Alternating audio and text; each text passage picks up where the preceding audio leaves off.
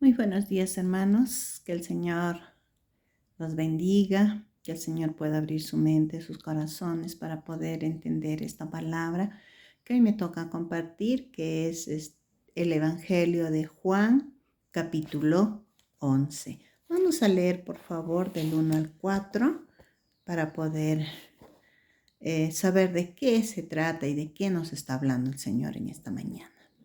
Ya vamos a leer. Dice: un hombre llamado Lázaro estaba enfermo. Vivía en Betania con sus hermanas María y Marta. María era la misma mujer que tiempo después derramó el perfume costoso sobre los pies del Señor y los secó con sus cabellos. Luego dice: su hermano Lázaro estaba enfermo. Así que las dos hermanas le enviaron un mensaje a Jesús que decía: Señor, tu querido amigo está muy enfermo. Cuando Jesús oyó la noticia, dijo: la enfermedad de Lázaro no acabará en muerte. Al contrario, sucedió para la gloria de Dios, a fin de que el Hijo de Dios reciba gloria como resultado. No, entonces el Señor está diciendo, ¿no?, que la enfermedad no era para muerte, ¿no? Jesús dijo esto porque Él sabía que el resultado final, como dice la palabra, sería solo para la gloria de Dios y no para muerte, ¿no? Y si nos fijamos, este milagro fue tremendo. Si nosotros, espero que lo leamos todo, por favor. Entonces, la enfermedad de Lázaro dice no era para muerte, pero si nos damos cuenta, eh, el milagro que hace Jesús con Lázaro es un milagro tremendo, ¿no? Porque dice que Lázaro ya había muerto, ya estaba muerto 4 días y el Señor lo resucita, lo vuelve a la vida, ¿no? Y la gente le decía, ¿no? ¿Cómo vas a resucitar si ya esta persona hasta huele mal? ¿No? O sea, ya era algo increíble, nadie lo creía, pero así lo hizo el Señor. ¿Se dan cuenta cuán poderoso es nuestro Señor? Ahora, si leemos vamos a leer el versículo 41, por favor, nos vamos al 41 del capítulo 11, 41. Vamos a ver el 41. Dice: así que corrieron la piedra a un... Perdón, me estoy confundiendo. Sí, está bien. Así que corrieron la piedra a un lado. Entonces Jesús miró al cielo y dijo: Padre, gracias por haber oído. Tú siempre me oyes, pero lo digo en voz alta por el bien de toda esta gente que está aquí, para que crean que tú me enviaste. ¿No? El Señor ya estaba quitando la piedra del sepulcro de Lázaro, ¿no? Entonces, ¿por qué hace esto el Señor? Y Él, claro, dice, ¿no? Delante de toda la gente, ¿no? Muchos testigos, familiares, gente que no conocían de Dios, gente que había ido al entierro o de repente a estar con los familiares por este dolor que sentían por la pérdida de Lázaro, estaban ahí, ¿no? Y no conocían de Dios, pero dice, cuando vieron este milagro, lo glorificaron a Dios, ¿no? Entonces, ¿qué podemos sacar de esto? De que muchos que no creían en Dios en ese día se convirtieron, creyeron en Jesús, vieron la gloria de Dios. ¿Se dan cuenta? Entonces nosotros no perdamos la oportunidad si vamos a algún lugar a predicar, a mostrar la gloria de Dios para que ellos puedan convertirse al Señor, ¿no? Luego, en este evangelio también podemos ver, en el evangelio de Juan, que hay 3 acciones en que algún familiar muy querido o amigos que el Señor amaba mucho le piden algo al Señor, ¿no? La primera que le pide es su mamá, ¿no? María, que le pide que haga un milagro en las bodas de Canaán. Luego sus hermanos camino a Jerusalén. Luego este milagro tan poderoso, ¿no?, que lo hace a sus amigos. Eran amigos muy queridos de Jesús. Los amaba, ¿no? Los amaba a ellos, ¿no?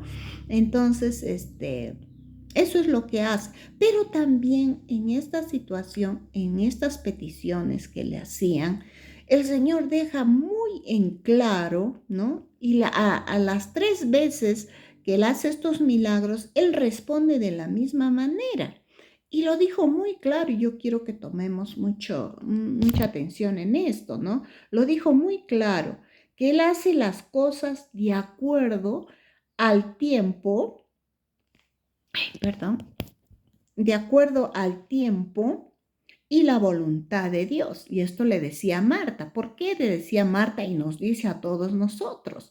Porque Marta le decía, no, Señor, si tú hubieras estado aquí, mi hermano no hubiera muerto, ¿no? Pero el Señor sabe los tiempos, el Señor sabe el momento, sabe el tiempo y cuándo es la voluntad de Él para que se pueda realizar un milagro o algo que nosotros estemos pidiéndole al Señor, ¿no? Y acá el Señor dice, dice, hago las cosas de acuerdo al tiempo y la voluntad de Dios y no al del hombre, ¿no? ¿Cuántas veces nosotros hemos hecho las cosas a nuestra manera, queríamos a nuestro tiempo y a veces cuando no se daba como que nos enojábamos, nos resentíamos con el Señor? Y muchas veces decimos, Señor, pero yo te estaba pidiendo tal o cual cosa y mira, tú no respondes, ¿no? En fin, ¿no? Y tenemos bajones en nuestra fe y no debemos permitir eso, porque el Señor acá está siendo bien claro. Aún Él, como Dios, Jesucristo, le dice, yo espero el tiempo y la voluntad de Dios para hacer las cosas. ¿Se dan cuenta? Ahora, otra cosita más, algo que me impactó, también es lo que dijo Tomás o Dídimo, ¿no? Ahí también la palabra nos habla de Tomás o Dídimo. Ahora, Dídimo le decían como un apodo, ¿no? Le decían eso. Tomás también era un discípulo del Señor y le decían Dídimo. ¿Y ahora qué quiere decir Dídimo? Quiere decir, dice, mellizo o gemelo. ¿Y por qué le llamaban así a Tomás? Porque nos cuenta la palabra que era muy, pero muy parecido a Jesús. Tenía un aspecto físico que se le parecía mucho a nuestro Señor Jesús. Por eso le decían mellizo o gemelo. Ahora, si nos vamos a leer al capítulo 11, versículo 16, miren lo que dice Tomás, ¿no? Vamos a ver 11, 16.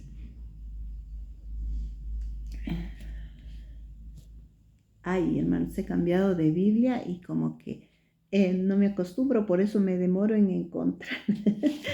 Discúlpenme la demora, pero me demoro porque es una nueva Biblia y ya está acostumbrada. Ahora acá dice, ¿no? Como decíamos en el versículo 16, dice, Tomás, al que apodaban el gemelo, les dijo a los otros discípulos, vamos nosotros también y moriremos con Jesús. Eso es lo que dijo Tomás, ¿no? Tal vez él no sabía todavía en ese tiempo lo que quería decir. En ese momento todavía ellos no se daban cuenta, pero miren el deseo de su corazón de Tomás, ¿no?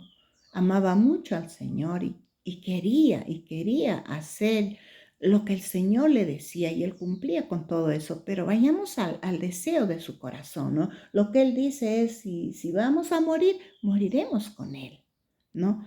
Pero ahora, hermanos, pero en este momento, ahora nosotros sí sabemos lo que quiso decir el Señor, ¿no? Porque es ciertamente, moriremos con Él, hermanos, moriremos con Él, pero seguramente resucitaremos también con Él. Entonces, ahora sí sabemos lo que quiso decir en ese momento Tomás. Vamos a morir, pero vamos a resucitar juntamente con Jesús. Vamos a estar junto a Jesús, junto al Padre, ¿no? Y no dudemos, hermanos, de esta palabra. Muchas veces el enemigo quiere poner duda en nuestro corazón de muchas palabras que el Señor nos dice. Creamos que sí vamos a morir, pero que vamos a resucitar, ¿no? Vamos a resucitar a una eternidad que nunca se va a terminar, que ahí va a ser para siempre. Amén. Vamos a leer también el versículo, capítulo 11, versículo 23 al 27. 23 al 27. Y nos dice el Señor, Jesús le dijo, tu hermano resucitará. Es cierto, respondió Marta, resucitará cuando resuciten todos en el día final. Eso le responde, ¿no? Pero ella sabía la palabra, que en el tiempo final dice íbamos a resucitar todos, ¿no? Pero Jesús le dijo, yo soy la resurrección y la vida. El que cree en mí vivirá, aún después de haber muerto. Todo el que vive en mí cree en mí, dice, todo el que vive en mí y cree en mí jamás morirá. ¿Lo crees, Marta? ¿Lo creen, hermanos? Amén, ¿verdad? Amén, va a ser así. Entonces, con esta declaración, ¿qué cosa está haciendo Jesús? Está rompiendo muchos esquemas filosóficos, religiosos de ese tiempo, ¿no? Porque dijo que Él estaba sobre toda muerte. Él vencía a la muerte, Él vencería a la muerte, física y espiritual, y que nadie más que Él podría decir estas palabras porque es la vida, Él es la vida y la resurrección. Hermanos, es muy cierto. Nosotros tenemos que meternos eso en nuestra mente y en nuestro corazón, ¿no? Mucha gente tiene miedo a la muerte porque no conoce de Cristo, porque no sabe que al morir, hermanos, vamos a resucitar en Cristo Jesús. Por eso muchas personas tienen temor a la muerte, porque no saben qué habrá después de la muerte, ¿no? Ahora, y por último, esta señal dice, ponía en evidencia totalmente con total evidencia y totalmente clara que Él era el Hijo de Dios. Esto estaba poniendo en evidencia delante de quién, delante de los judíos, ¿no? Él estaba poniendo en claro que Él era el Hijo de Dios y que este milagro es la causa definitiva para que las autoridades judías, miren, tomaran la decisión oficialmente de que Jesús debía morir. ¿Se dan cuenta? Esto estaba poniendo muy en claro que Él era Hijo de Dios y que por ese motivo ya estaban viendo la forma de que Jesús tenía que morir. ¿Se dan cuenta, hermanos? Pero debe quedar bien claro en nosotros que Él murió por 3 días, hermanos, y resucitó. Venció a la muerte. ¿Se dan cuenta? Entonces, pero miren, ¿no? El corazón, lo que buscaban estos fariseos, estos maestros, era eso, y lo habían ya conseguido, porque Jesús no dudó un momento en darse a conocer una vez más como Hijo de Dios, y muy claramente se mostró con esta señal de la resurrección de Lázaro. Bueno, pero hay algo que yo creo, ¿no? Que lo más importante, y sin desmerecer el gran milagro que tuvo el Señor, es una cosa tremenda lo que hizo el Señor con Lázaro, ¿no? Son muchos milagros los que el Señor puede hacer contigo y conmigo, hermanos. Tenemos que creer y saber que para el Señor nada es imposible. Pero lo más importante en esta historia es el propósito final, ¿no? Que es conducir nuestras miradas, nuestras vidas a Cristo. Eso, que nuestra vida, nuestra mirada, ¿no? Pueda ver a Cristo, que se presenta en nuestras vidas en un señorío absolutamente poderoso sobre la muerte. Es un señorío total de Jesucristo sobre la muerte. ¿Se dan cuenta? Esa es la mirada que nosotros tenemos que tener, que el Señor está sobre todo, sobre todo. Es un señorío poderoso sobre el universo. ¿Se dan cuenta? Al decir yo soy la vida y la resurrección, eso es un señorío total que Dios nos muestra en estos capítulos, hermanos.